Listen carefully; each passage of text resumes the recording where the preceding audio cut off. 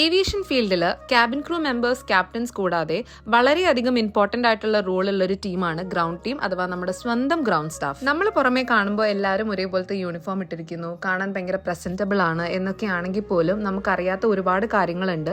ഈ ഗ്രൗണ്ട് ടീമിൽ തന്നെ ഒരുപാടധികം ഡിപ്പാർട്ട്മെന്റ്സ് ഉണ്ട്. For example check in staff, ticketing, Ram staff, security staff, customer service, അങ്ങനെ ഒരു ലിസ്റ്റ് തന്നെ ഉണ്ട്. അപ്പൊ ഇനി വരുന്നൊരു വലിയ കൺഫ്യൂഷൻ ആയിരിക്കും, ഇതൊക്കെ ആവാൻ വേണ്ടി ഞങ്ങൾ എന്താണ് ചെയ്യേണ്ടത്? എന്റെ കമന്റ് ബോക്സിൽ ഞാൻ പലപ്പോഴും അങ്ങനത്തെ കമന്റ്സ് ഞാൻ കണ്ടിട്ടുണ്ട്. അപ്പോൾ ഏതൊരു എയർലൈനിൽ പോലെയും നമുക്ക് അവരുടെ കരിയർ പേജിൽ പോയി നമുക്ക് വേണ്ട ജോബ് റോൾ സെലക്ട് ചെയ്ത് CV അപ്ലോഡ് ചെയ്ത് അപ്ലൈ ചെയ്യാവുന്നതാണ്. അതിനുശേഷം നമുക്ക് ഇൻവിറ്റേഷൻ കിട്ടിയാൽ ഡയറക്റ്റ് പോയി ഇന്റർവ്യൂ അറ്റൻഡ് ചെയ്യാൻ പറ്റുന്നതുമാണ്. പണ്ടത്തെ പോലെയല്ല, ഇപ്പൊ റൂൾസ് ഒക്കെ മാറുന്നത് കൊണ്ട് തന്നെ മിക്ക എയർലൈനിലും ഡിഗ്രി മാൻഡേറ്ററി ആക്കുന്നുണ്ട് ഗ്രൗണ്ട് ടീമിൽ ജോയിൻ ചെയ്യാൻ വേണ്ടിയിട്ട്.